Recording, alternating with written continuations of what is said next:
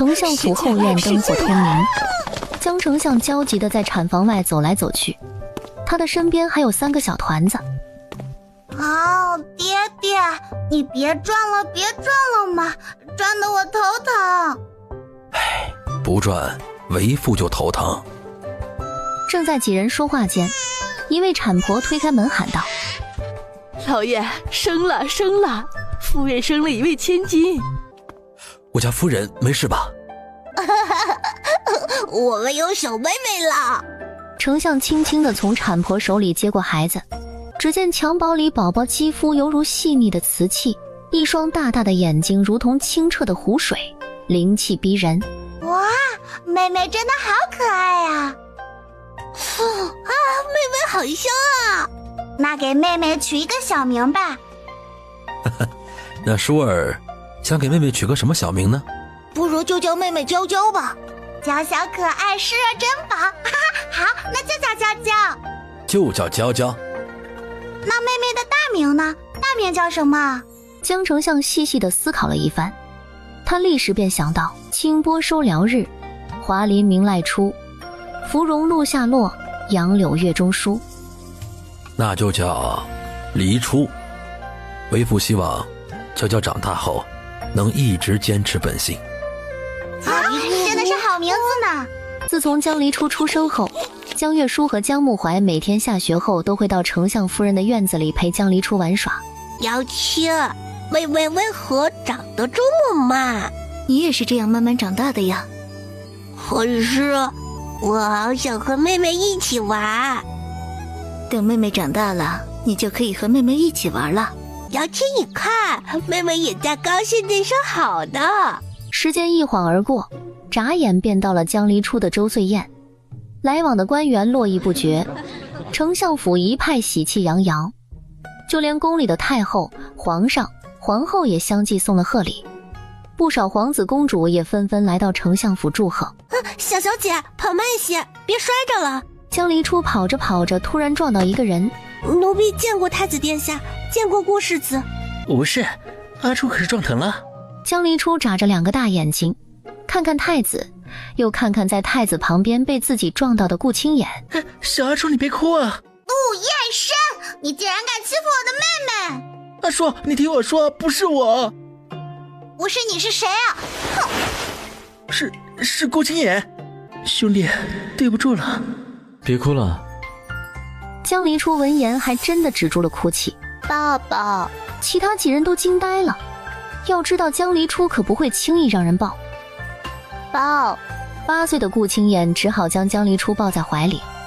江离初搂着顾青眼的脖子，一脸得意。这小阿初莫不是瞧上了阿眼的美色？你在胡说什么呢？江月书踩了陆燕深一脚。阿叔，你别踩，别把脚踩疼了。虽都是孩童，但陆燕深对江月书的宠溺已经十分明显了。玉儿也去找他们玩吧。我理应先去拜见丞相大人才是。那我们走吧。这叫一会儿你别乱跑，当心迷路了。二哥，我不会乱跑的，你只管去陪着未来嫂嫂，一会儿三哥来了，我跟着三哥就行了。哪里来的未来嫂嫂，净胡说！况且你三哥今日当值，来不了，你就乖乖跟着我。二哥，你再敲我头，我就去告诉陆姐姐。你小蒋、江兄，竟在此处相遇。沈哥哥，这么巧。见过沈世子。娇娇，前面灯饰可猜灯谜，有没有兴趣一起去？二哥，要不然我们一起去看看吧。走吧。就这样，3人一行便往灯市走去。桃令醉涟漪，山径系栽培。全芳冷落后，独自殿东篱。打一植物，菊花。陆姐姐，阿初妹妹，江公子，沈世子。陆小姐，可要同我们一起？既然如此，那便与阿初妹妹一道吧。沈南义护着江离初，江木怀护着陆瑜，但灯市的人实在太多了，4个人还是冲散了。啊，这人也太多了吧？我二哥呢？你放心吧，你二哥会护着君主的。我知道。刚刚人太多了，没有注意。娇娇，我们从小就有婚约的，以后你会是我的妻子，我们会牵手、拥抱，做很多亲密的事。等你及笄，我便去提亲。我此生非你不娶。我们去摘星楼找个好位置坐吧。我二哥说一会儿要放烟花，他应该会带陆姐姐一起去的。听娇娇的。说完后便转过头吩咐贴身小厮去寻江沐怀等人，而楼上却有一双眼睛始终看着两人。江离初和沈南翼刚到摘星楼，四小姐，太子妃在星子1号包厢等你。知道了，谢谢玉华姐姐。玉华便将江离初和沈南翼带到了包厢。臣女见过太子殿下、太子妃娘娘。不必多礼。娇娇，这位是骠骑大将军顾青言，前些日子才刚刚回京。见过顾将军。他不记得他了。阿言就是这么个性子。娇娇和沈世子快坐。姐姐为何会知晓我要来摘星楼？早在楼上就看见你了。阿怀呢？我们和二哥在一起逛灯饰，人太多了，便和二哥他们走散了。江月书一听便想吩咐侍卫去找。姐姐，沈哥哥已经派人去找了，有劳沈世子了。顾青眼听到江月书的那声沈哥哥后，便冷冷地看了一眼沈南翼，快得让人捕捉不到。太子妃言重了，在外面不必如此多礼。不过你们两个人怎么会在一起的？我和娇娇在灯市偶遇了郡主，后来又在灯市与娇娇走散了，我只好护着郡主出来了。听着江沐怀的解释，除了面无表情的顾青眼，其余人都是一脸我懂的表情。看着窘迫的陆瑜，众人也不再打趣他们。一桌人吃着小酒，有说有笑的等待着烟火的到来。一声声巨响在天空中炸开。哇，好美啊！是啊，真好看，好美。听闻沈世子与江四小姐已有婚约。正是，我与娇娇从小便定了亲。那便祝沈世子婚事成功了。顾将军这声祝福听起来怎么怪怪的？时间不早了，我便送郡主回去了。娇娇，我送你回府吧。不劳烦沈世子了，本宫难得出宫一趟，还想同娇娇多说两句。娇娇同我回去便可。那就有劳太子妃娘娘了。阿怀送陆瑜回去了，我们也走吧。江月书上了马车后，看见顾青言也在马车上，有一瞬的怔愣。阿言说要进宫一趟，就顺便坐我们的马车。江月书点了点头，心中虽疑惑这么晚了顾青眼还进宫做什么，但事不关己，便也没放在心上。姐姐，这马车里怎么有些冷？啊，这不会是今晚受了风寒吧？可还有哪里不舒服？靠着姐姐舒服多了。你也受了风寒？江离初秒懂，迅速离开了江月书的怀抱。这个太子的醋意他是领教过的，好像是有一点。你快起来，阿衍还在呢。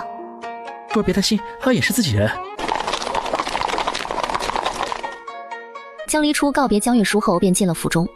马车行驶至宫门口时，顾青眼便下了马车。你不是要进宫吗？顾青眼抬头瞥了一眼，没有说话，留下江月书和陆延伸四目相对。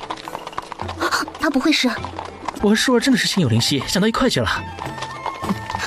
好一个顾青眼啊！往日看着沉沉闷闷的，竟也有这样的心机。就是啊，平时里像个闷葫芦，没想到葫芦也开花了。阿衍从小便失去父母，性子难免有些古怪，但是人没什么坏心思，岂不比那假惺惺的沈世子强吗？哟，太子殿下还做起眉来了。叔啊，我错了，我不说了。哎，这感情的事情，旁人哪里说得清？但是无论如何，我会护着娇娇的。顾青言要是敢对娇娇不利，我绝不会放过他的。那肯定的，娇娇才是最重要的。主子，可是受了风寒。在你眼里，我的身子骨有这么差？可不是，廖神医都说了，主子你需要静养，今天呀就不该去参加中元节。属下拜见主子。事情查得如何？抓来的死士皆咬舌自尽，但在他们手臂上发现一个圆形的狐狸图案。你也不必如此，若真能让人轻易查出来，那此人也不配做我的敌人了。你将图案找人画出来，分到暗卫营。是。你也下去。是。顾青眼坐在案桌旁，想起江离初小时候在自己怀里软糯的模样，低低笑出声来。无人知道，无数次在战场上身陷险境时，是他给予了他力量。只是如今他回来了，他却与别人有了婚约。顾青眼按下眼眸，小娘子，这么晚了，怎么一个人在外面啊？就是，不如让哥几个送你回去啊。我们一定安全的把你送进被窝。小娘子长得细皮嫩肉的，我要是能骑上一次，死了值了。小姐，我们该怎么办啊？你们大胆，我们可是尚书府的人。尚书府又如何？牡丹花嫁死，做鬼也风流。哥几个说是不是啊？就是啊，爽一次，死了也值得。就在几人双手快要碰到他们的时候，一把剑从天而降，几人吓得赶紧缩回了手。是谁坏了本大爷的好事？神府公子。几人一听是神府，心中胆怯不已，放下狠话后便分散逃跑了。姑娘，没事吧？小女子没事，多谢公子大救。月光刚好打在她身上，映出雪白透亮的脖颈。沈南义看见这一幕，有些脸红的别开了头。姑娘没事就好。小姐，这可怎么办啊？这么晚了还没有回去，大夫人定会责罚的。没事，大夫人问起来便说是迷了路，此事与你无关，我依然揽下。我乃平阳王府世子，若是姑娘不介意，我便送姑娘回府。贵府的人并不会为难你。怎可如此劳烦沈世子？无碍，姑娘，请前面带路。那就麻烦沈世子了。不知姑娘名讳？小女子姓庄，名唤虚柔。庄小姐，今日承蒙沈世子搭救，若是沈世子不嫌弃，来日虚柔便以一顿饭作为报答。庄虚柔的神色诚恳，眼神清澈，不像其他世家千金那般充满爱慕。沈南义心中渐渐有些好感。小事而已，庄小姐不必放在心上。说话间，几人已经到了庄府门口，特意进府向庄大人解释了一下，因为是沈南义将庄虚柔送回来的。庄大人不但不怪罪，反而十分赞赏地夸奖庄虚柔。她一个庶女，竟也勾搭上王府世子。可恨如今你爹对她的态度也有所改变。不过我看那沈府世子对那似乎并无情意，更何况沈府和江府早有婚约。江府那小蹄子得罪不起。不过沈府世子玉树临风，家底殷实，的确是个嫁人的首选。言儿，母亲觉得若是嫁人，不如嫁给皇子，做皇子妃，一般人不敢欺辱你。就算那嫁给世子，也得给你行礼。母亲说的是，女儿知道了。偏院，庄旭柔坐在桌案前看书，她的婢子玉儿一脸不解。你是想问我为何去接近沈世子？沈世子虽说是整个京中小姐的倾慕对象，但沈世子既有婚约，也没有皇子那般的权势。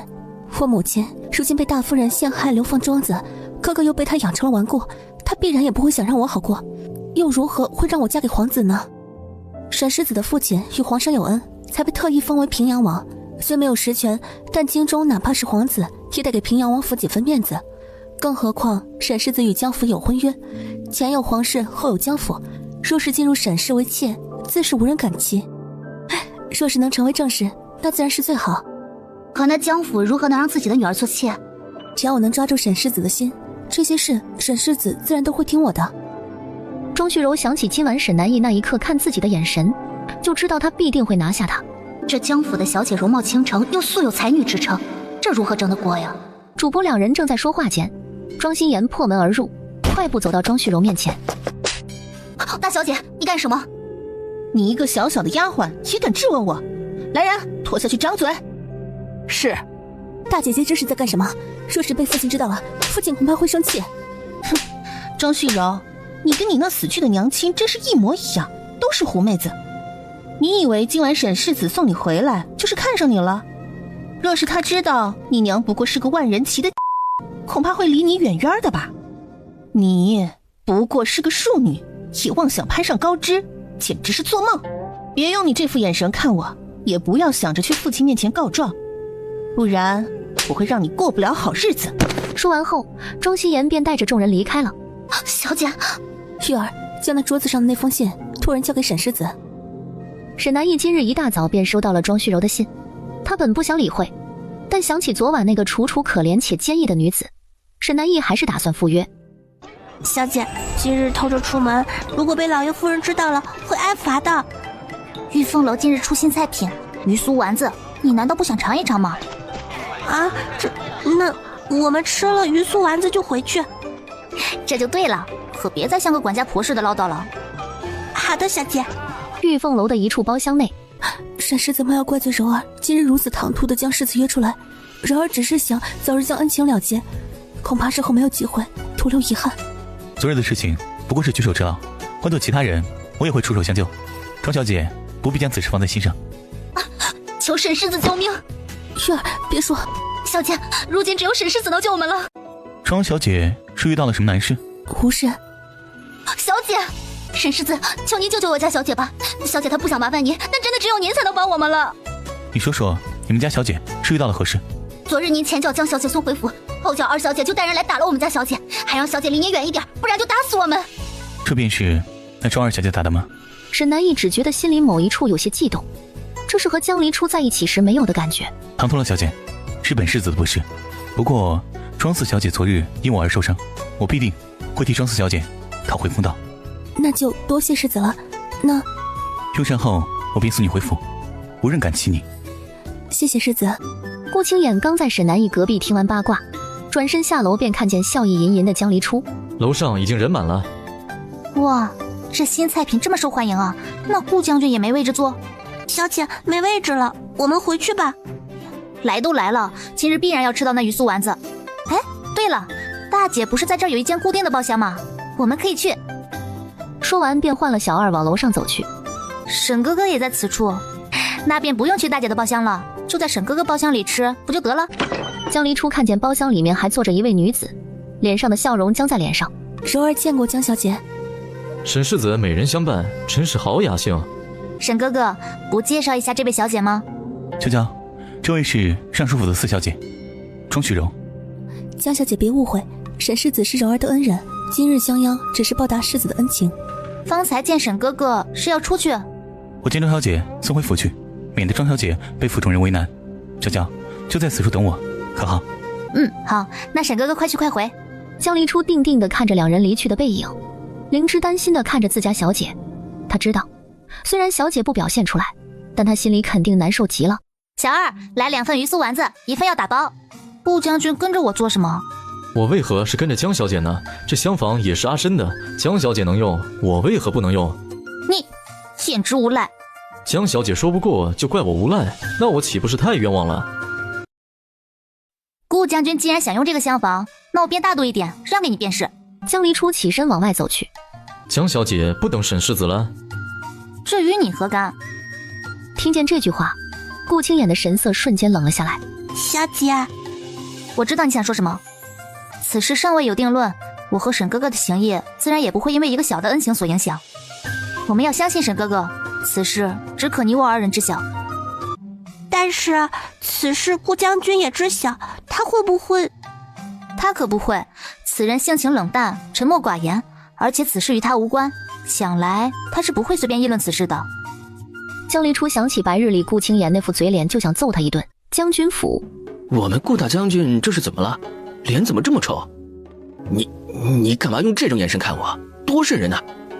要不然我走得了，再待在这儿我肯定会被冻死。你觉得沈南义此人如何？沈南义，此人长得倒是风流倜傥，玉树临风，是不少闺中小姐都倾慕的对象。不过在我看来，此人不行。为何？我也说不上来，反正啊，他可配不上我表妹。的确配不上。你不会看上娇娇了吧？什么时候的事儿？快告诉我。不便透露。你别忘了，娇娇可是我表妹。你不告诉我，我便去告诉我姑姑，让你娶不到娇娇。你试试，我若是娶不到，你这辈子也别想娶。算了，我不问了。不过现在娇娇尚有婚约，而且沈南义的母亲又与姑姑交好，你想娶到娇娇恐怕不容易啊。我自有办法。什么办法？哼，秘密。沈南义，我已经让你一次了，你不珍惜，那就别怪我了。你这也藏得太深了，连我都不说。沈世子对我们小姐真好。那肯定啊，小姐和沈世子可是青梅竹马的情分。今日怎么成了一个闷葫芦了？是啊，灵芝不会又想吃的了吧？哼，我只是饿了，怎么了？哼，小馋猫，那一会儿的宴席我便带雅芝去了，你便在家里同韵芝一起做糕点。昨日张太师府便递了帖子，今日是皇后娘娘的母亲寿宴，今日太子和几位皇子公主都来了，你若是无聊，便去找你大姐，别乱跑，也别轻信旁人。知道了，母亲。与宋玉薇分开后，江离初径直往花园去。娇娇，大老远就看见你了，喊了你好几声，终于追到你了。你跑那么快干什么？公主的形象都被你败光了。母后说了，成大事者不拘小节。再说了，这也没有什么长辈啊，没人看见。说的也是。那你确定成大事者不拘小节这句话能这么用？怎么就不能啦？江离初环顾一周，没有看到江月书。你可是在找嫂嫂？你可知长姐在何处？父皇母后都来了，在陪着外祖父外祖母说话呢。皇兄和嫂嫂也陪同着。柔儿，听说你最近和沈世子走得颇近，此事当真？自然是真的。我家丫鬟看到过沈世子从庄府出来，想必就是去找柔儿的。这沈世子这般行径是为何？他不是与江思小姐有婚约吗？还能是为何？自然是看上柔儿了。姐妹们，不可胡说，我与沈世子并无瓜葛。我看柔儿就是谦虚，若是沈世子看上了柔儿，就算有婚约又如何？哪个男人不是三妻四妾的？那江小姐就算知道了也无事。就是，若是做了世子妾室，那也算是嫁得好了。如若再受宠些，说不定能当个平妻呢。就是，与丞相嫡女平起平坐都有面子啊！你们说够了没有？公主恕罪！你们好大的胆子，区庶女也妄想沈世子！好了，安安，臣女自知身份卑微，配不上沈世子，是万万不敢肖想沈世子的。公主殿下与江小姐定是误会了。怎么了这是？莫不是瓜果点心不合胃口？不是，我们只是在说一些姑娘家的话题。江小姐说的是，都是柔儿的错。庄四姑娘身子虚弱，到底是何事，让娇娇如此为难于她？沈南义，你有病是不是？这关娇娇什么事啊？你在胡说什么？我们何时为难她了？这不关江小姐的事，沈世怎么样为我，让你二人心生嫌隙？你闭嘴！我们之间你出现过，我心动过，仅此而已，甚至用几条的讯就能结束这段关系。这沈南义是不是有病？娇娇，你没事吧？青梅竹马沈世子抛下未婚妻，抱着别的女人走了，这到底是什么爆炸性看点？江小姐怎么了？要不要去我院子里休息一会儿？江小姐在这里好好休息，我会去告诉江夫人，以免他们找不到你。多谢张小姐。娇娇，没事的，今天这口气我必定帮你出，定让沈南义这狗渣男付出代价。安安，我想一个人待一会儿。陆宁安走后，江离初忍不住趴在桌子上，他不明白这中间到底发生了何事。明明前几日还对他温柔体贴的人，为何会这般模样？而且还是为了一个女子。他一定要问清楚。张唐熙很快就问清花园里发生的事。你将此事告知太子妃与宋家人。是，真是想不到，众人心中的翩翩公子，竟然会做出这种事来。知人知面不知心。也是，只是这江小姐也是可怜。江离初这边发生的事儿，很快便被江月书等人知晓。沈南义好大的胆子，竟然敢欺负娇娇！叔别生气，我们定要为娇娇出气的。与他们一道的顾青言也知晓了此事，眼里满是冰霜，快步离去。陆彦深哄了好一会儿，才将江月书安抚好，然后江月书便去找江离初，陆彦深去找顾青言了。长姐，若你爱的人不能拼尽全力来爱你，那他定然不值得托付，也不值得你付出真心。长姐，我只是不懂，为什么人会如此多变？娇娇，你要知道的，世人皆有千副面孔，万副心肠。那些高门大户里多的是心思玲珑之人，心思手段都胜过常人。若你不确定此人是否真心待你，那你也不要交付真心。有些感情是勉强不得的。我并非愚钝不堪，庄旭柔的手段我知道，只是我没有想到沈哥哥会。单从此事来看，沈南义并非良人。娇娇，长姐问你，你是否真的喜欢那沈南义，又是否真的愿意与他人分享自己的爱人？所以我与沈哥哥有着青梅竹马的情分，但我绝对不会和别人共享夫君。另一边，沈南义看着床上昏迷的庄旭柔，眼里的担忧怎么也化不开。沈世子真是痴情。沈世子，若我记得不错，你与娇娇尚有婚约，如今倒好，将未婚妻丢在一旁，反倒是守在旁人身边。沈世子读了万卷书，就学到了这种做派吗？宋大人慎言。哼，怎么还怕别人说不成？沈世子管得住我的嘴，还能管得住别人的嘴吗？恐怕明天沈世子与这位小姐的运势就被传遍了吧。可怜娇娇无故受到那些夫人小姐的指点。娇娇那边我自会解释，但这件事与顾将军有何关系？本将军不过是看不惯沈世子的行事作风罢了。沈世子既然敢做，难道还不能让别人说了不成？沈世子，今日是孤外祖母的寿辰，二位如此行事，似有不妥。是，臣知错。这件事原是庄小姐以及其他小姐言语不当引起，但看在庄小姐身体微恙，便罢了。你将她送回去即可。是，太子殿下是在我娇娇出去，说好听一点是送回去，其实就是已经表明府中不欢迎赶人的意思。只是这般，恐怕那些世家小姐都会议论了。殿下就这样放过她？不然能如何？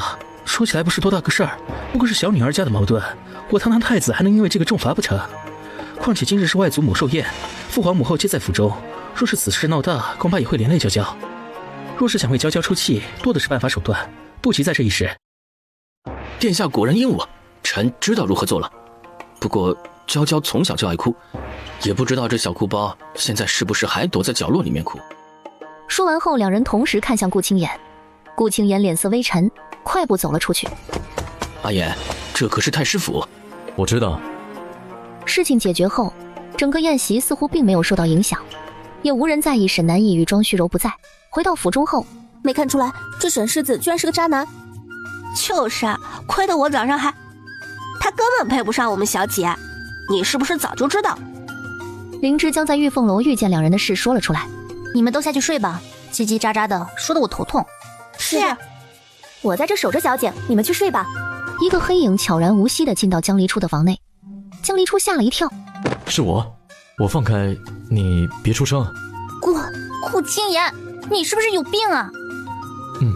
顾青言想起刚刚的触感，手心烫得厉害。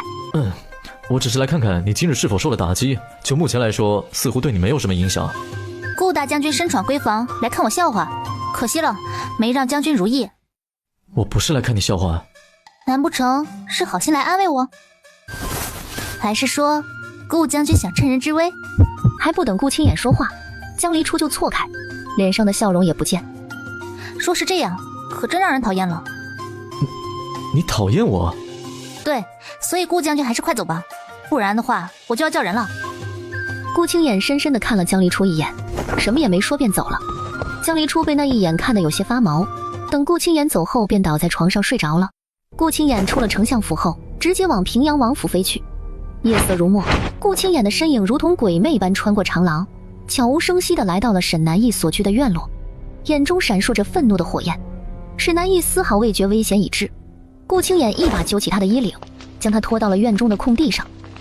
沈南逸还没看清来人，便被套上了麻袋，只能发出含糊不清的呜咽声。顾青眼毫不留情地挥起拳头，一拳接一拳地落在沈南逸的身上。沈南逸如同沙包一般被击打着，沈南逸养了几天伤，又派人查了那晚打他的人，却一无所获。今日伤好，沈南逸才意识到还未到丞相府向江离初解释。小姐，沈世子来了，让他进来吧。小姐，这个渣男你还要见他呀？我和沈哥哥尚有婚约在身，若是将他拒之门外，岂不是让小人钻了空子，毁了两家人的和气？沈哥哥，娇娇，那一之事，阿柔已经向我解释过了，不是你的错，是我错怪你了。但是阿柔因为庶女的身份，在府中一直备受欺凌，又曾救过我一命，我希望你不要针对于她。阿柔？我竟不知道，沈哥哥何时与庄家四小姐如此熟人了。我虽与阿柔相识不久，但阿柔性情坚韧，凶悍慧中，何况她还救过我，我早已视她为知己。娇娇，我想，我心悦于她。所以，沈哥哥现在是喜欢上了一个才认识几天的人。我知道，这有些不合常理，但我……沈哥哥的意思是要与我退亲？难不成沈哥哥是想让他和我一同进入平阳王府？可世子妃只有一人，沈哥哥，我不会与别人分享你。男人三妻四妾本就是平常事，娇娇为何如此霸道？你我从小一同长大，你应该知晓我的性子。庄旭柔那日之事已经让丞相府成为了别人的谈资，可沈哥哥如今心悦于他，还想让他进府，那是绝无可能之事。既然如此，那便退了这亲事。小姐，莲芝，我喘不过气。当天夜里，江离初便发起了高热。太医，小女这是怎么了？四小姐这是气血淤堵，偶发之症，吃2副药，散出心中浊气，自然就痊愈了。宋太医说完后，开了药方便离开了。好一个沈南逸，就算推亲，也轮不到他来退。明日我便上门退了这沈南逸。父亲母亲说的对，断不可能让沈南逸退了这亲。先不说是他不仁在前，他若是退了亲，娇娇的名声也就毁了。二哥说的对，娇娇可好些了。太医刚走，还是让娇娇多休息吧。你们都出去，我在这守着。母亲，您还是回去休息吧，不然娇娇醒来您再倒下，她怕是会心疼坏了。老爷、夫人，两位公子，你们都出去歇息吧，这里交给奴婢，奴婢定会照顾好小姐的。水，还没醒吗？现在醒了。长姐，你怎么回来了？你说呢？突发高烧，可吓死我了。都是我不好，让长姐担心了。你呀，一个男人罢了，也能把你欺负成这个样子。好了好了，快起来吧，去看看母亲吧，省得她担心。等江离初收拾完出门，便看到自己的院子里坐着几个人。见过太子殿下、顾将军，见过长姐、二哥、三哥、大表哥。娇娇大病初愈，快过来坐吧。还不快给小姐拿一个披风？长姐，我不冷的。冷不冷的都给我披上。娇娇，你没事吧？祖母和我娘听说你生病，都担心不已。若不是我爹劝阻，祖母这会儿怕都是打上平阳王府去了。是我不好，让外祖母和舅母担心了。明日我便去看望祖母。你要去看外祖母，也得把病养好，不然外祖母看到你这样，可放不下心来。我知道了，三哥。好了，刚刚听爹说你们去平阳王府退亲，这是怎么回事啊？娇娇生病的第二日，我们便上门退亲，可那平阳王府说什么不过小孩间闹脾气，没有到退亲的地步，还说世子妃之位一定是娇娇的。那庄四小姐只能做个妾，让娇娇大度一些。可恨的是，我们前脚刚走，后脚就传出平王世子想与庄府结亲的流言来，又不知怎么传出娇娇蛮横无理、擅妒的言论来。他们这不是想破坏娇娇的名声吗？原来还有这样的事，早知道那天我应该将那沈南逸打死了事。沈南逸是你让人打的？是你让人打的？不是我找人，就是我打的。怎么样？好小子，干得不错。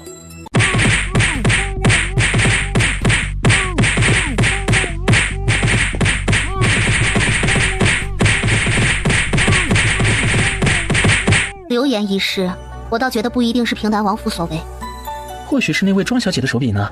善妒之人如何为正妻？她一个小小的庶女，难不成想做正妻，让娇娇做妾？这不是异想天开吗？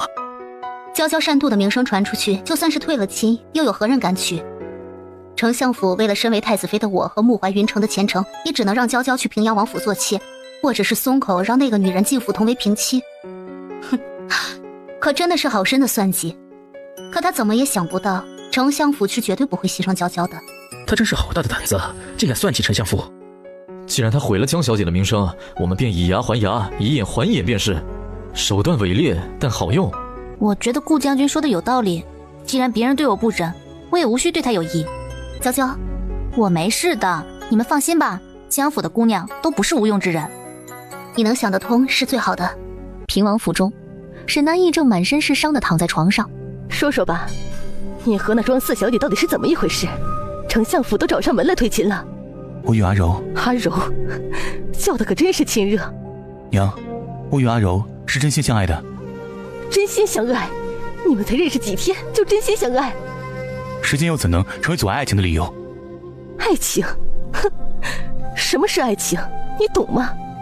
你若真的喜欢那庄四小姐，就应当与人说清楚，而不是想着让她进门来做妾。现在你立刻去丞相府，向你江伯父和娇娇道歉，求他们不要退婚，否则别怪我对你行家法。我从未想过让阿柔做妾，至于我和娇娇，我一直拿她当妹妹看待，以前也是因为有婚约，想着对她好一些。现在我遇到了爱的人，便与娇娇退亲便是。你好得很，既然你这么坚持，那我也不管你了。你休想我会同意让庄四小姐进门。平阳王妃苏淑从小与丞相夫人宋玉薇交好，才有了这门婚事。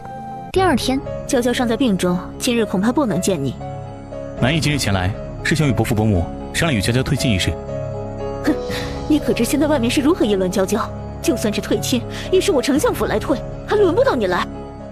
沈南逸皱了皱眉，他对流言一事却不知情。是晚辈之错，这门亲事本应由丞相府来退。管家，送客。这几日外面都传了哪些流言？小厮也将在外面听到的一五一十地告诉了沈南逸。这些谣言都是谁传的？娇娇听到这些肯定会难受的哭。你这会儿去有什么用？娇娇之前被你气得大便一场，估计这会儿还没痊愈吧。娇娇病了，怎么没人告诉我？哥哥这几日不是心心念念你的阿柔吗？哪里还顾得上娇娇？现如今既然想同娇娇退亲，就不要这一副样子，让人看了心烦。你今日不能好好同我说话？不能，我没想到哥哥你居然是如此薄情寡义之人，从今往后休想让我同你好好说话。你等沈南义再次上丞相府时，已经被拒之门外。沈南义只好去了庄府。沈大哥，你来了。这么多天了，为何还是如此虚弱？我没事，休息一下就好了。不行，你这么虚弱，怎么能不看？是不是府医不靠谱？庄旭柔没有说话。庄府真是，明日我让王府的府医来。谢谢你，沈大哥。沈大哥，对不起。为何突然说对不起？外面的流言我也听见了，都是因为我才让你和江小姐变成这个样子。这不关你的事，是我没有处理好。娇娇那里我会解释清楚，丞相府和平阳王府的事我也会处理好的。我相信你。阿柔，只是这段时间委屈你了。我不委屈，只要沈大哥在我身边，我怎么样都无所谓的。谢谢你，阿柔。这该死的小人！自从他靠上沈世子这条大船，连爹爹都对他另眼相看。这沈世子眼睛是瞎了吗？到底看上这小人什么了？哎呦，我的小祖宗，小声点儿！要知道，这会儿沈世子正在府中，若是被他听到了，后果不堪设想。听到又怎样？不顾礼义廉耻，在府中私会，传出去，看他平阳王府有什么脸面？那小蹄子名声毁了，也会影响到您的。这贱人竟然勾搭上世子，等我日后做了皇子妃，定要让他跪在脚下。这么一想，庄心妍的心里瞬间舒服很多。时间就这样过了几日。小姐，外面这几日的流言传得可厉害了。哦，说来听听。现在倒是没有说小姐的不好，说的是沈世子与小姐青梅竹马，是庄四小姐勾引世子，横插一脚，破坏一段美好的姻缘。这哪里是一段美好的姻缘，分明是那沈世子配不上小姐。说得对。不过好的是，再也没有人说是小姐善妒，外面还把庄四小姐如何勾引沈世子说得绘声绘色的，好像看见了似的。前半部分确实是他派人散布的，这后面的是谁呢？你身子可好些了，在外面也不披一件披风。二哥，我的身子已经好了，况且我若是再披上披风，怕是会被热熟吧。说不过你。二哥，你与顾将军一起来，可有什么事？我下朝回来正好碰到顾将军，顾将军有事与我商讨，便一同来了。原来如此，那你与顾将军快去吧，莫要耽误要紧事。也好。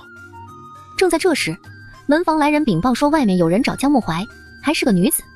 江木怀此时有些为难了，看着顾青言，又不好直接让人走。顾青言仿佛没有看懂。江大人去忙吧。这好吧，那顾将军在这等我片刻，我去就来。顾将军这是有事找我？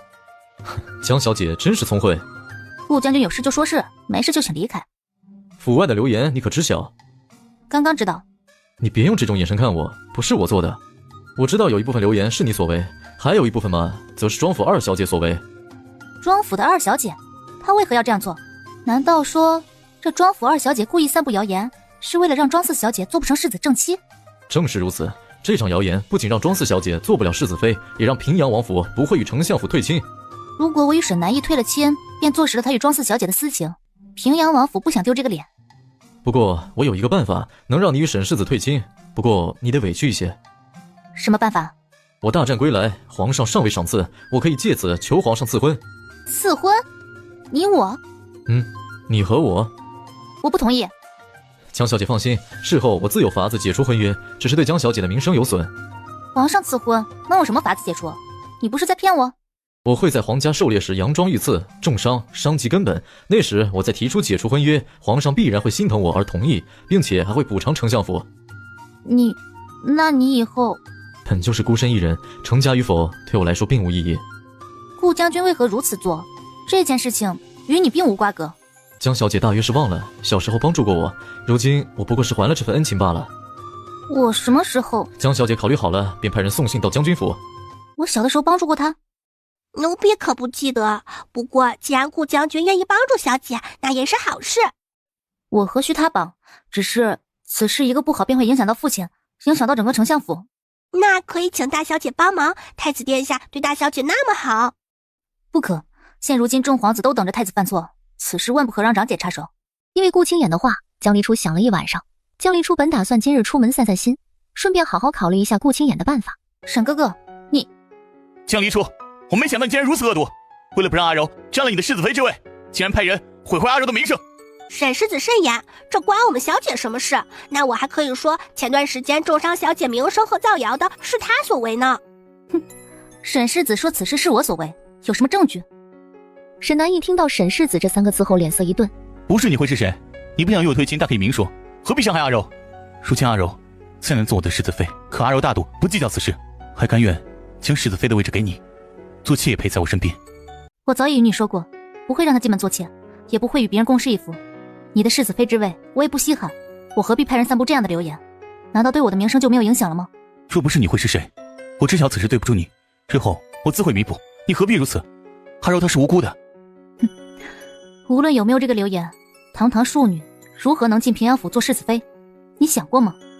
不管阿柔是不是庶女，我都不介意。如今为了保全阿柔的名声，我不会再与你推亲。你进府做世子妃后，我绝不亏待你。只要你不针对阿柔，此事我也不会再计较。这个世子妃谁爱做谁做，你给我滚出去！娇娇，你为何会变成如此模样？沈世子是听不懂吗？请你出去。这沈世子是中邪了吗？还是被那庄四小姐下了蛊啊？去告诉府中所有人，从今往后沈南逸不可再踏入丞相府，谁放他进来谁就滚出去。是。将此信送入将军府。是。小姐是同意顾将军的办法了吗？沈府不可进，先退了与沈府的亲事，后面的再想办法。我倒是觉得顾将军比那沈世子好得很。以前你也说沈南逸好的。庄府，庄旭柔正跪在祠堂里。小姐，夫人他们也太过分了，外面的谣言关小姐什么事？居然借此事让小姐跪祠堂。你悄悄从后门出去，去平阳王府找世子。可是小姐，若是被夫人发现了，奴婢怕……不会的，你快去。好吧，小姐，那你自个儿小心些。月儿刚走，庄心妍便带着丫鬟走了进来。四妹妹，这祠堂的滋味可好受呀？你来干什么？我当然是来看望四妹妹的呀。看望完了就赶紧走吧，这里不欢迎你。你呀，只是一个可怜的庶女罢了。区区庶女，居然也想做世子妃？就算世子愿意，皇家平阳王府也是不会同意的。就是跟你那一样。你别太过分了。我过分？我还有更过分的，你想试试吗？父亲，你怎么来了？听说你母亲罚了柔儿跪祠堂，所谓何事啊？父亲，这可不关母亲的事，是四妹她行为不检，在外面丢了我们庄家的脸。分明是外面的谣言，我与世子清清白白。清清白白？那外面怎么说的有板有眼的？够了，都是姐妹，要懂得一损俱损，一毁俱毁。柔儿毕竟是你妹妹，她能嫁个好人家，别人也能高看你。是，女儿知道了。柔儿也起来吧，外面的谣言与你无关，我会与你母亲说的。父亲，怎么，我连这个主也做不了？哼！柔儿，你要多担待一点妍儿，她从小被惯坏了，难免有些娇气。是，父亲。那你便回去休息吧。是。阿柔，阿柔，不如你随我回平阳王府吧。我与世子尚未婚配，若是去平阳王府，世人该如何议论？皇上也会怪罪的。我一定会娶你的，我已经决定了，要向圣上请求赐婚，娶你。可是，这样会不会给你带来麻烦？放心，我自有办法解决，只要你相信我，等着我来娶你就好。庄旭柔含着泪点点头。沈南逸见过庄旭柔后便离开了尚书府。沈南逸回到平阳王府后，父亲、母亲，孩儿有话同你们商量。什么事？我要与娇娇退亲，娶阿柔。我前些日子说的话，你是没听进去是吧？父亲母亲，我对娇娇并无男女感情，我只当她是我妹妹。那也轮不到一个庶女来做你的世子妃。求父亲、母亲成全，儿子已经认定了阿柔，非他不娶。婚姻大事，岂能由你而信？母亲，孩儿心意已决，若父亲母亲不同意，那孩儿便跪着不起来。此事绝无可能，你想跪便跪着。先不说娇娇与我们家的关系，就算是没有娇娇这门婚事，平阳王府也不可能让一个庶女进门做世子妃啊！这件事你应该清楚。孩儿一定要娶阿柔。你既然如此，那你便跪着吧。沈南义就这么一直跪着。期间平阳王妃来劝了几次，见他如此坚持，也只好作罢。沈南义为求娶庄旭柔跪倒在平王书房门口的事情，很快便传了出来。江离初此时正在梳妆，灵芝正绘声绘色地说着此事，真是情深。江离初的心中涌起一股难以言喻的复杂情感。这叫收拾好了吗？已经好了，二哥。不愧是我的妹妹，真好看。走吧，母亲在门口等我们。好。那位难缠的郡主可回来了，今日宫宴小心为上。从前他针对我，是因为我与平阳王府的婚约，可如今嘛，他的目光不会在我身上。今日是太后回宫设宴，若是那男郡主为难，你大可不理。放心吧，母亲，女儿心中有数，这不很有长姐的吗？南秦婉现在可不敢惹我。你知道就好，可不许让自己受欺负。到了宫中，宋雨薇带着江离初先去给太后皇后请安，江慕怀则是去面见皇上。臣妇拜见太后娘娘、皇后娘娘。起来吧，自坐。婉婉，你们年轻人到御花园去，和年轻人一起玩。是，祖母。初初，你怎么才来？哼，莫不是在家哭鼻子起晚了吧？婉婉，别乱说，我也没说错呀。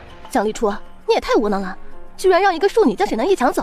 你不窝囊，怎么这么久了也比不过一个庶女？好了，我们去御花园吧。哼，你别在意他说的话，你知道的，他喜欢沈南义。本来他这次回来是要选夫婿的，但回来知道沈南义有意要与你退亲之后，他的心思又起来了。我知道，他就是被爱情冲昏了头脑。你们在说什么？哪个是庄旭柔？婉婉，你可别乱来，今天可是宫宴。我知道今天是宫宴，我又不做什么，只是想认识一下。你就是庄旭柔？臣女庄旭柔，见过郡主。沈南义的眼光怎么这么差呀？我还以为你会比过江离初，如今看来也不过如此。臣女自然是比不上江小姐，也比不上郡主。你什么意思啊？讽刺我们是不是？庄小姐快起来吧，宫宴上岂容你哭哭啼啼。是，臣女知错。你干什么呀？到时候闹出事来，看你怎么办。他刚刚说话什么意思啊？说我比不过一个庶女呗？若不是今天是宫宴，我非让她好看。你难道看不出来，他就是要故意激怒你吗？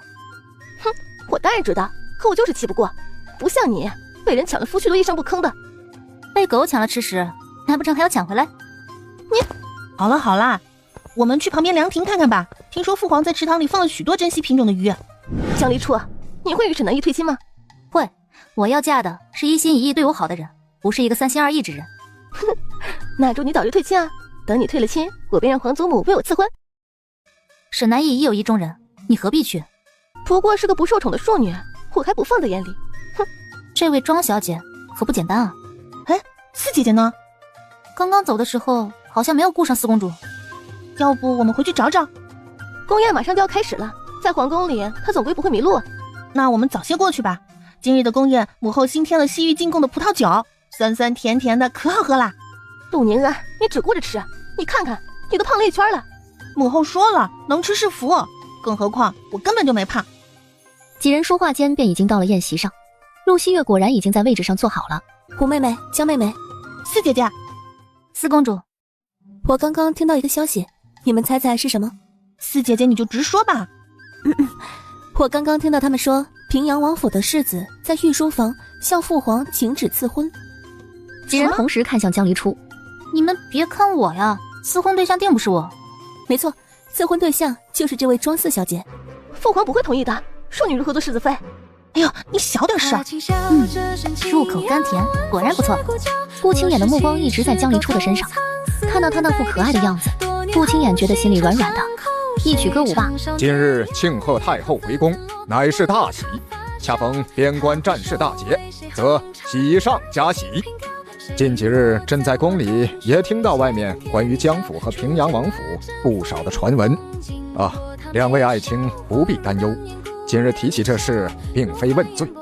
江府与平阳王府的婚约本是双方父母定下的，如今平阳王世子已有心上人，那今后与娇娇的婚约便作罢了。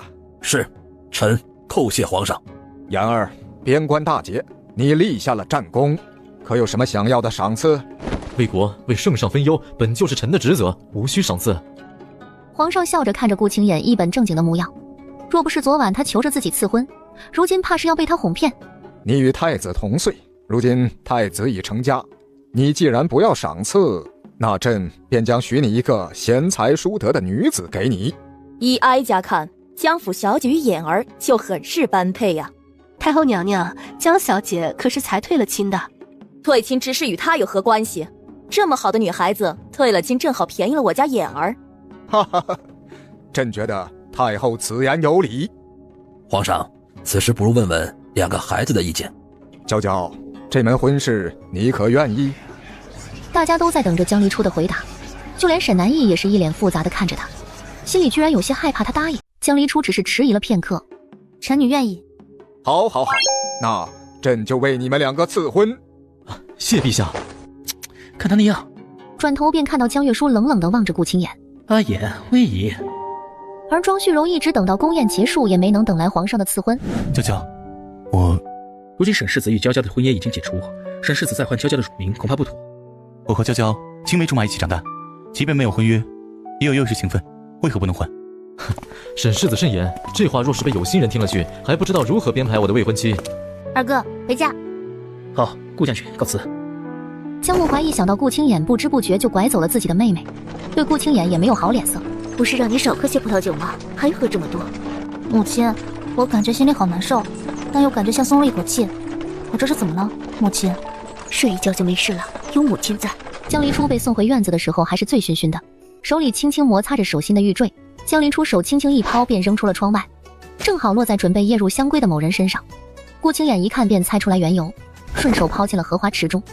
江离初挑眉看着窗边的顾青眼，初初不用这样看着我，我长得确实要比旁人俊美些。我竟不知顾将军有夜闯深闺的癖好。宫宴上喝了那么多酒，我来看看你有事儿没？顾青言，我没事。没事就好，早些歇息。顾青言敛下心绪，微微侧身准备离去。江离初，我不是沈南义。我知道呀，你是顾青言。接吻也没有什么感觉啊。是吗？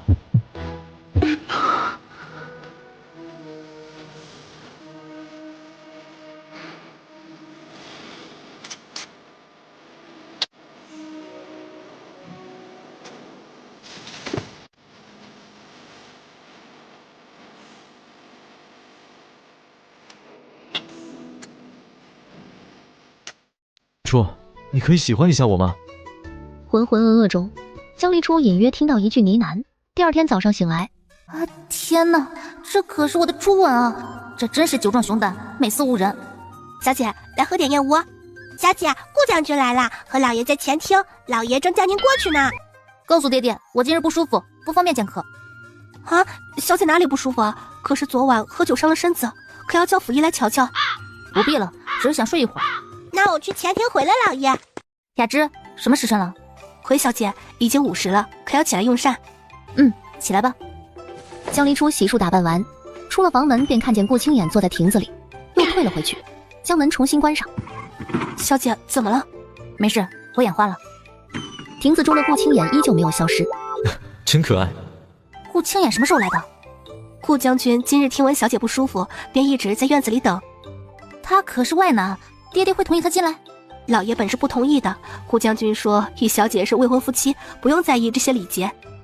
好吧。哪里不舒服了？可好些了？我无事，只是酒喝多了，有些晕，睡一觉就已经好了。他又想起昨晚听到的那句呢喃。顾青言，你是不是早就喜欢我了？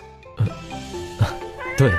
那你之前说帮我取消婚约，与你定亲再退婚，是诓骗我的？不是诓骗，只是想给自己争取一个机会。我们如今只是先定亲，2年后你若是没有喜欢上我，那我们还是按照之前的计划退亲。初初，你给我一个机会好吗？顾青眼定定地等着江离初的回答。江离初抿了抿嘴，片刻后点了点头，只是看着顾青眼那薄薄的唇，思绪有些偏远。我还不能保证，我与沈南义虽然已经退亲了，但这10几年的情谊……我知道，我愿意等。好。罢了，不如相处看看吧。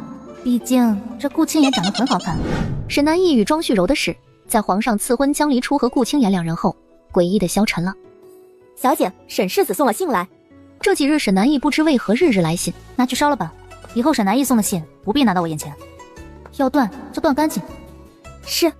小姐，顾将军来了，在门口等您呢。好。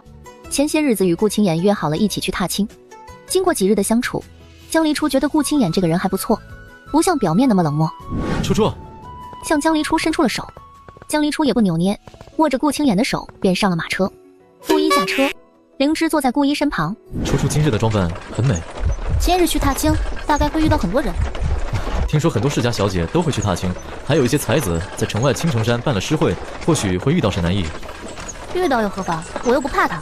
好，和我在一起，不必怕谁。哼，听你这话，像是要跟谁打架一般。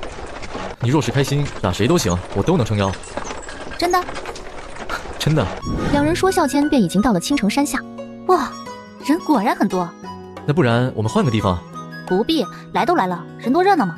说完，江离初就往山上走去，顾青眼跟随在左右，两人站在一起十分登对。沈哥哥，怎么了？顺着他的眼神看过去，庄旭柔也看到了两人的背影，心里紧了紧。自从宫宴过后，庄旭柔就觉得沈南翼有些不对劲，不仅要自己换他沈哥哥，还绝口不提让皇上赐婚一事。沈哥哥，啊！阿柔，你没事吧？沈哥哥，我没事，多亏你及时拉住了我，不然我今日恐怕……没事就好，我们继续走吧。这里发生的事儿，江离初一概不知，因为他和顾青眼遇到了一个能算得上仇人的人。哟，江离初，你才和沈南翼退亲多久啊？就和别的男人出双入对了？我与顾将军乃是皇上亲自赐婚，皇上都没有说什么。陆柔儿，你若是有意见，不如去皇上面前提。你，顾将军，江离初就是这样咄咄逼人、蛮不讲理的，你可不要被他给骗了。怎么回事？陆柔儿难不成喜欢顾青言？初初是什么样的人，本将军自然是知晓。但是陆三小姐妄议圣上决断，如若还在此拦路，那本将军只能去圣上面前说道了。顾将军，你当真如此狠心？你明知柔儿并没有那个意思。那与我何干？江离初这个贱人，我迟早要让他好看。顾青言，你捏疼我了。初初，你握那么紧干什么？我只是怕你生气。我生什么气？生那陆柔儿的气。那个陆柔儿往将军府送过几次信，但我一封都没看，都让下人烧了。陆柔儿果然喜欢你，藏得可真深。此事你知道？我也是刚刚才知道的。他看你的眼神可不清白。哦，我知你不喜欢他，我没有为他生气。经过几天的相处，江离初发现顾青眼虽然面上冷冷清清的，但心里敏感得很。你不生气就好。但是初初，你可不可以叫我阿言？啊？这还是自家那个冷漠高大、威风凛凛的大将军吗？这么难？叫我阿言，初初。江离初根本受不了顾青眼撒娇这模样，谁能抗拒外表冷酷大将军秒变温柔书生小奶狗的模样吗？阿言，阿言，你快跟上！初初，慢些跑。哇，这也太壮观了吧，像一个小型的宴会。我们去后山走走吧，听说还有武将府的千金少爷在后面捞鱼烧烤。顾青眼一眼便看出他不喜这些。以前和沈南翼定亲时，沈南翼总是以武将千金行事粗鲁来告诫江离初不要行无礼之事。如今遇到顾青眼，江离初才深觉这才是自在的活法。走，去后山。顾将军，江小姐。让顾一给你支一个帐篷，我去给你抓鱼。江小姐，不如和我们坐在一起吧。这位是林校尉的女儿林双双。那就多谢林小姐了。江小姐长得真好看啊，怪不得顾将军会喜欢呢。是呀，跟顾将军真的好般配啊。江离初，顾将军在你的面前是不是特别的温柔啊？肯定是啊，你没看到刚刚顾将军冷热脸切换的可真快啊。他们就这样的，心直口快的，你别在意。我很喜欢。林双双，你在和江小姐说什么呢？你可不能自己霸占江小姐。江小姐，我叫岳红玲，这是我自己烤的鱼，你尝尝。味道可真好。那可不，顾将军都夸过我烤鱼的手艺好呢。江小姐，你放心，我对顾将军没有想法。我也没有。我也是。没事没事，你们不必如此。顾将军天人之姿，有人喜欢是正常的，我不会因为这个生气的。江小姐，你可不知道，我爹爹早就告诫过我们，顾将军早已经心有所属，我们不能做那夺人所爱的糊涂事。对，我爹也说了，他可以没有我，但是不能没有顾将军。所以啊，我们是真心希望顾将军幸福。我爹也说过。不是，你们能不接龙吗？好了好了，都别说了，让江小姐都不好意思了。我不好意思，我不要面子的嘛。这五位结得很好，下次不用结了。你们早就知道顾青眼心有所属？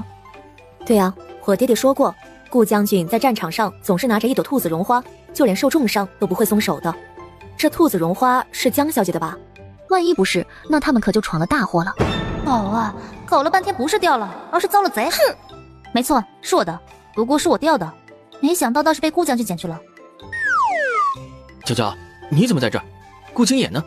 大表哥，顾将军在抓鱼呢。好，我去找他。江离初心里一跳，隐约发现了些什么。我这大表哥既不从官也不从商，整日里游山玩水的，都没有姑娘愿意嫁给他。自然有姑娘愿意。宋大少爷一表人才，气质不凡，一看便是知道做大事的人，自然有姑娘愿意。我大舅妈为大表哥的事操碎了心，骗我大舅哥觉得婚事必须要两个人互相喜欢才行。这是自然，不少父母之命强行促成的婚事，大多都有遗憾的。我不是说江小姐，你别多心啊。我并未多心，你说的不错，婚事还是要两情相悦的。沈世子配不上江小姐。大家正说着话，顾青眼与宋南风提了满满一大筐鱼走了过来。哇，这么多鱼！小溪里的鱼有不少。江离初兴致颇高，拿着就扛了起来。大家看着他们两个的互动，都露出一抹姨母笑。你们快来帮忙呀！我一个人烤不了这么多。顾将军抓的鱼果然很大，江小姐一看就喜欢。对，娇娇。哟，沈世子没陪着你的红颜呢。宋大哥，我来找娇娇。别，娇娇没时间见你。娇娇，我有话对你说。顾青眼身上散发的寒意，还是让沈南意感觉到了。我与沈世子应该没什么话可说吧？娇娇，我……沈世子，以后还是别叫我乳名了，以免被人误会。江离初说完后，转过脸不再看他。沈南意心里一阵恼怒，但碍于太多人在场，也没再多说什么。初初，我带你去一个地方。顾青眼拉起江离初，便往树林里走去。你带我来这里干什么？马上你就知道了。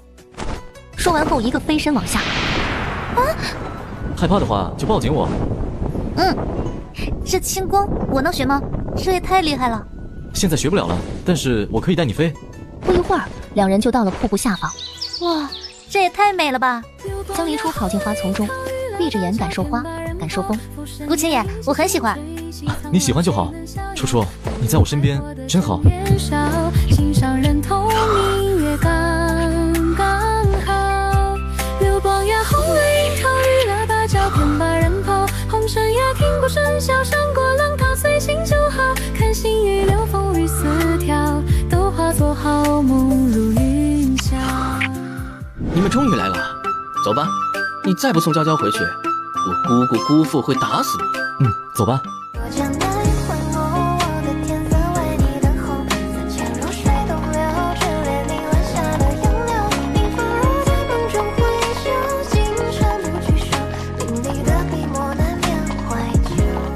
顾将军，你是送娇娇回来了吗？他已经等江离初很久了。穆怀兄，二哥，还不快回去！顾将军，我知道你和娇娇有婚约在身，但是有些礼节还是应当注意。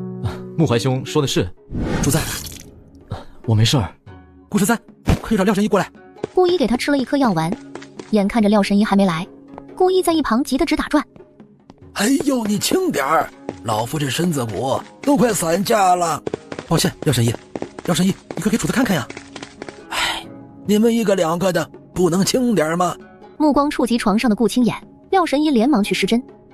我是不是说过，别用内力，别用内力，在毒梅姐之前呀，你就当自己是个没武功的普通人。现在不听，好了，治不活了，准备棺材吧。廖神医，主子他……廖神医，求您救救主子，我愿意一命换一命。我也愿意。廖神医施完针后，顾青眼的脸色才红润一些。你们俩起来，我没事儿。如今啊，只是我给你施了针，看着好些，今后切记别用内力。解毒的方子我已经琢磨出来了，只是有2味药难以寻找，一是阳历阴时出生的女子心头血，二是雪山红莲。雪山红莲10年一开花，再过半年便是它开花的日子。此花在西岳雪山无人区深处，里面的危险未可知啊！无论多么危险，我都会为主子寻到的。只是这阴历阳时的女子恐怕不好寻呀。无论如何，此人一定要为主子寻到。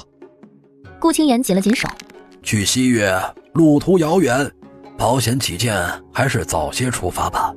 这期间我会与你同去，每隔半月必须要施针一次。江离初吃完晚饭后，便坐在院子中荡秋千。一想到日后与顾青眼成亲，在一起生活，似乎不抗拒，甚至还有些期待。娇娇，你怎么进来的？我饭前进来的。娇娇，我想和你说2句。你们下去吧，我听听他到底想说什么。娇娇，我前段时间并不知道你生了病，你若是来道歉的，便回去吧，大可不必。你真的要嫁给顾青言吗？他并不是你的良人。他不是，难道你是吗？顾青也是长公主唯一的儿子，皇上的外甥，以后必不可能只有一妻，他也会有三妻四妾的。他不会。不知为何，在听到顾青言以后也会三妻四妾时，江离初心里有一丝不爽。你就如此相信他吗？对，顾青眼为人正直，不会像你一样，为了一个相识不久的女子，便会抛弃青梅竹马的未婚妻，也不会像你一样，有了自己心爱的女人，却又没本事娶为正妻。沈南逸，你今日为何会站在我面前？是不是因为你后悔了？还是你突然发现，费尽心思想要的女子，并不是真爱？既然你那么相信顾青言，那我便看他能爱你到几时。届时，你千万别后悔。沈世子，你就放心吧。还有，以后别叫我娇娇，听着便不舒服。他发现，他把心里的话说出来后，舒服了，也没那么怨恨了。小姐，沈世子为何一直站在那里不动？谁知道呢？不用管他。这一觉江离初睡了很久，也睡得很好。小姐，顾将军来了，在院子里。好，伺候洗漱吧。是。2个时辰后，江离初才出了房门。一靠近顾青眼，江离初就看到了他的不同，脸色比往日苍白了许多。初初，顾青眼，你生病了吗？初初，你是在担心我吗？对，我是在担心你，所以你不要生病。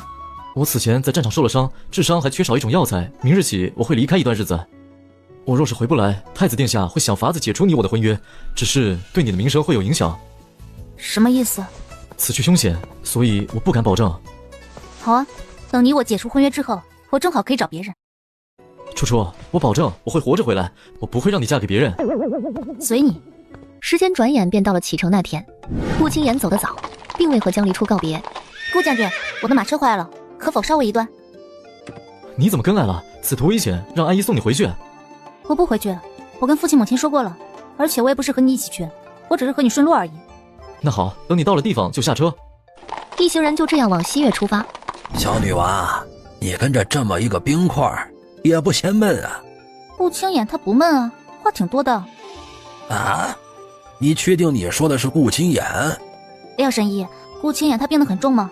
还有，你们到底要去哪里？中了毒，没有解药活不过1年。现在解药还缺2个药引，阳历阴时的女子心头穴，还有雪山红莲。我们现在呀，就要去西岳的雪山无人区寻找雪山红莲。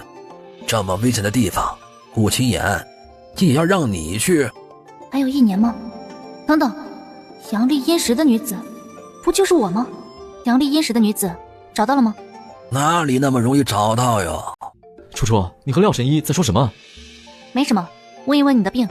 我的病没事儿，你不用担心，很快就好了。你的病才没那么容易好哟。你的病？我的病？两人因为廖神医的话都有些尴尬，江离初不知道自己还要不要继续问，顾青眼则是不知道怎么圆。初初，你还要假装睡多久？我是真的睡着了，只不过是刚醒而已。好。你老是看着我做什么？初初好看呀。顾青眼，你什么时候变得这么……我只是在初初面前这样，难道初初不喜欢吗？我只是觉得不太符合你大将军的身份，就正常一点说话就好了。好，我听初初的。再走半日，就到北黔与西岳的交界地潞州城了。那里的城主与我有些交情，城中有我一处宅院，我们在那里休息几日，再去西岳。好，到时候我陪你在城中走走。好。潞州城的城主名叫宁安旭，是一个赤胆忠心的男儿，他有一个妹妹叫宁安雪，应该与你谈得来。宁安雪？别误会，他与我无关。我也没说什么，更何况哪个男子没有1-2个红颜知己的？江离初自己都没察觉到自己话里的酸意。初初，我不会有红颜知己，我也不会有三妻四妾，我这一生不管是心里还是身边，都只会有你一人。见江离初不说话，顾青言有些慌了。初初，你相信我。他忽然就吻了上去，顾青眼愣住了。在接触到温热的触感后，他主动加深了这个吻，这是他们第2次拥吻。初初，你愿意喜欢我了吗？对，我愿意。顾青眼，那个兔子绒花你怎么来的？什么兔子绒花？我的兔子绒花。你4岁时有一日在东宫花园里睡着了，我偷拿的。哼，我就说嘛，莫名其妙的丢了一只，原来是被你拿了。所以说，你那会儿就喜欢上我了？比那更早。我还那么小，你……在2人的打闹间，马车已经到了潞州城。顾一拿出一个令牌，一行人很轻易的就进了潞州城。在顾青眼的别院歇息片刻后，顾青眼便带着江离初出了门。老爷，给夫人买一束花吧。顾姨，给钱，把剩下的花也一起买了。顾青眼将一束递给江离初。夫人，喜欢吗？喜欢。哟，小娘子长得很漂亮啊，跟本少爷回家做第15仪态，保你吃穿不愁。张项目说话的同时，一只手也朝着江离初的脸伸去。顾青眼冷着一张脸，滚！杀了他！给我杀了他！顾青眼把江离初护在身后，故意把灵芝护在身后。都给本小姐住手！大表哥，娇娇，你没事吧？顾大哥，这位便是宁安雪。雪小姐，是他这个刁民扭断了我的手。捏断了你一只手算是好的了，若是我还要捏断你的双腿，让你出不了门呢。雪小姐，你……张项目虽然在京中有靠山，但在这潞州城，他也得罪不起城主府。还不快滚！是，这就走。大表哥，你怎么在这儿？我自然是在这里等着你和顾将军了。这是舒儿给你。那我回去看。这位便是宁小姐吧？我听阿衍提起过，如今见到真人，真是与众不同。我一见到江小姐也有这样的感觉。我听南风叫你娇娇，我也能这样叫你吗？哇，好白的皮肤，好嫩的手啊，我真的是好喜欢。宁安雪这才注意到顾青言警告的目光。宁姐姐可以叫我娇娇。好。楚楚，别光顾着说话，尝一尝这个乳鸽，是他们店里的招牌。要是让我哥看到顾大哥如此温柔的一面，怕是都要怀疑自己的眼睛了。什么怀疑自己的眼睛？哥，宁兄，顾兄，说曹操到啊！好久未见顾兄了，这位小姑娘便是你的小未婚妻吧？果然是郎才女貌啊！我与初初确实是郎才女貌，确实。顾大哥这个大冰山都有媳妇了，哥，你还不快点给我找个嫂嫂？缘分未到，不可心急。就是，雪儿你别着急啊，心急吃不了热豆腐。几人说笑笑间，已到了晚间。顾兄，不如随我去城主府小住。对啊，这样我与娇娇还能多说说话呢。不必，别院我已经派人收拾妥当。好吧，那我就告辞了。娇娇，明天见喽。宁姐姐，明天见。你看我做什么？我自然是要保护娇娇。江离初回到房里看了信，太好了，自家爹爹、娘亲、二哥、三哥也写了信，都是一些斥责他偷跑出去的话，话里话外都十分担心。江离初看着心里暖暖的，一一给他们回了信。小姐，什么事如此高兴？长姐怀孕了。大小姐怀孕了，真是太好了！如今大小姐有了身孕，那些大臣们可就不会再闹着让太子纳妾了。算了，睡觉。长姐那么聪明。第二天一大早，江离初便被外面的动静吵醒。外面是怎么了？回小姐，宁小姐今日来找您，不知为何与表少爷打起来了。初初，娇娇，阿衍，大表哥，燕姐姐。昨日江离初便与宁安雪约好了今日去游湖。初初，我有些事要处理，等处理完了便来找你。顾青眼还在与江离初依依不舍时，宁安雪一把拉着江离初就往外面走去。不是，你连女人的醋都吃啊？你不吃？我不吃。雪儿与娇娇关系好，我高兴还来不及，我吃什么醋？哎呦我的妈！宋南风与宁安雪也是在江离初他们到的前一日才确定了彼此的心意，如今是两棵铁树都开了花。宁姐姐，这儿也太美了吧！自然是美的，我与南风的初遇就在此处。那宁姐姐能和我讲讲吗？那时我哥还未当上城主呢，那日我心情不佳，与城中首富的女儿起了争执，失足掉进了水里，是他救的我。从宁安雪话里得到几个信息，顾青言两人与宁家兄妹那日是初识，宁安旭能坐上城主的位置，或许有他的帮助。那看来宁姐姐与大表哥是两情相悦了。他说等把事情办完，就带我回京中见父母。我舅舅舅母会很喜欢你的。正在这时，船身猛然晃动起来，怎么回事啊？怀二小姐，有个船撞到我们了。原来是宁小姐的船只，都怪下人没看清楚。宁小姐不会挂嘴吧？城主府的船只想来也只有张府的人不认识了。宁小姐说笑了，不知这位姑娘是哪家的千金，长得好标致。这不是你该问的。宁安雪拉着江离初进了船舱。这是张家的三小姐，昨日那个男子是她的大哥。怪不得，想来那张项目还贼心不死啊！难道这张府背后有人？就连城主府也拿他无法。听说是京城中大人物的表家，得罪不起的。可知是哪位大人物？不知，总之是有人撑腰弄不死他的。这几年那张项目不知强掳了多少女子，真是祸害1000年啊！京中的大人物能比得上太子，这等祸害可不能留着。宁小姐、江小姐，婉儿不请自来，还请恕罪。我的船只坏了，一时半会儿修不好，附近只有宁家的船只，只能在此歇息片刻了。宁小姐不会介意吧？昨日听家兄提起江小姐，我还觉得是她夸大了，如今一见江小姐，竟比家兄说的还好。不知江小姐可曾婚配？张婉儿，张小姐，我已有未婚夫婿。有未婚夫婿啊？那也无妨，我家大哥是难得的好男儿，可不比你那未婚夫婿差。张婉儿，你说这些话自己信吗？你那大哥什么德行，全潞州城的人都知道，你在这诓骗谁呢？宁安雪，至于你何干？我大哥遇到江小姐了，准备洗心革面不行吗？张三小姐，张三小姐说这话是想坏了本小姐的名声吗？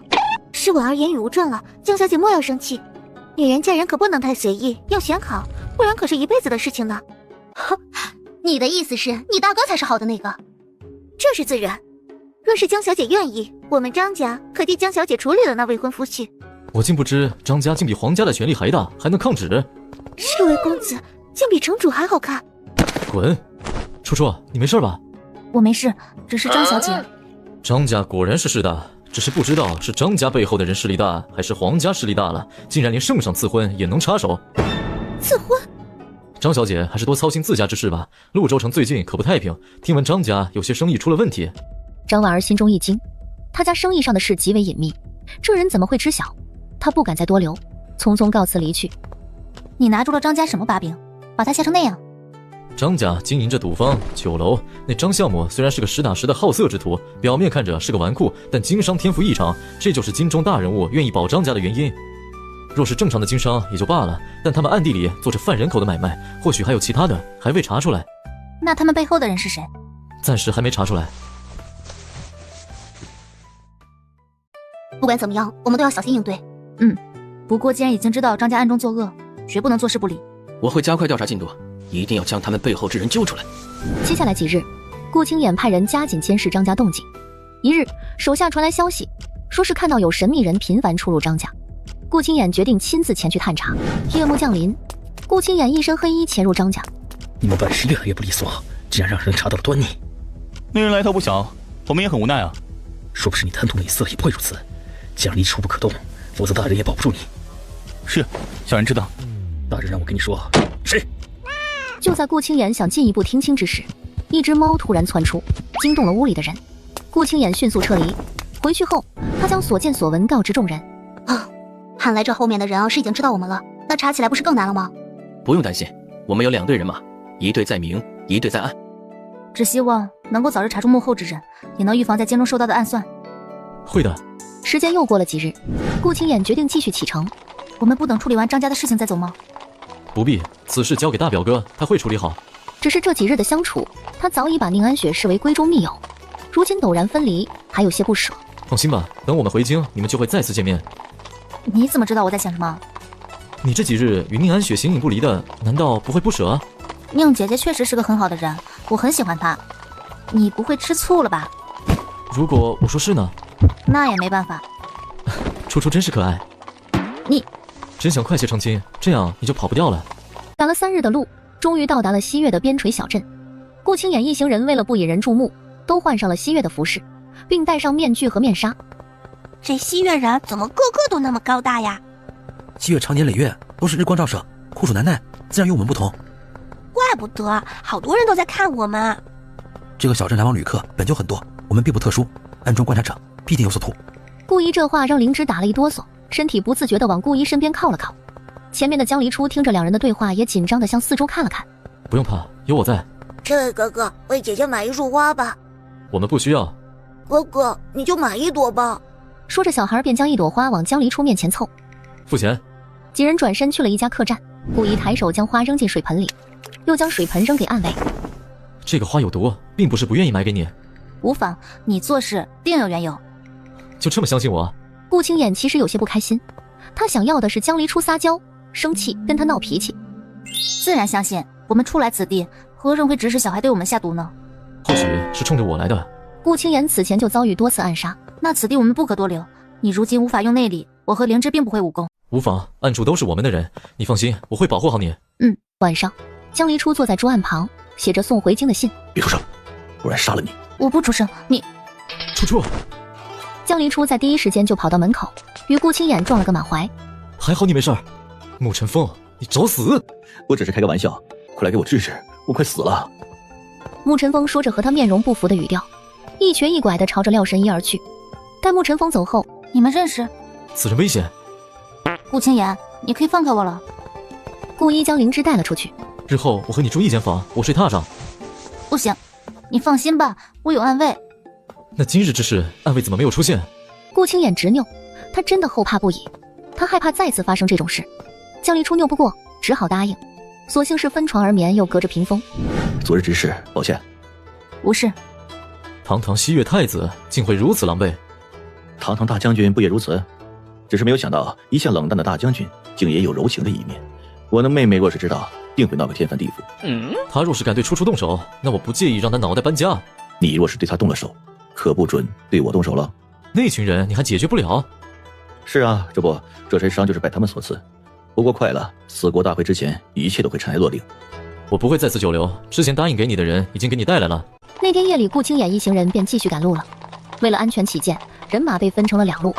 真正的顾青眼带着江离初和顾12伪装成镖局的人，顾一和灵芝则是带着假的顾青眼和江离初继续按照路线赶路。灵芝他们不会出事吧？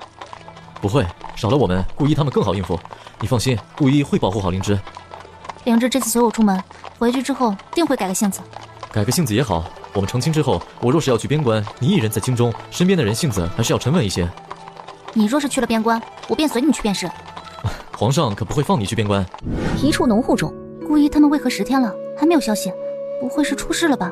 江离初有些站在院中看着外面。顾一他们已经朝着这边赶了，最多2-3日便能到。江离初听到消息后，心里的大石头终于落下。因为靠近雪山，天气异常寒冷，江离初被顾青眼裹得像一个球，笑起来特别可爱。初初，你还记得小时候让我抱你的时候吗？啊！看着他没有回答，顾青言有些失望。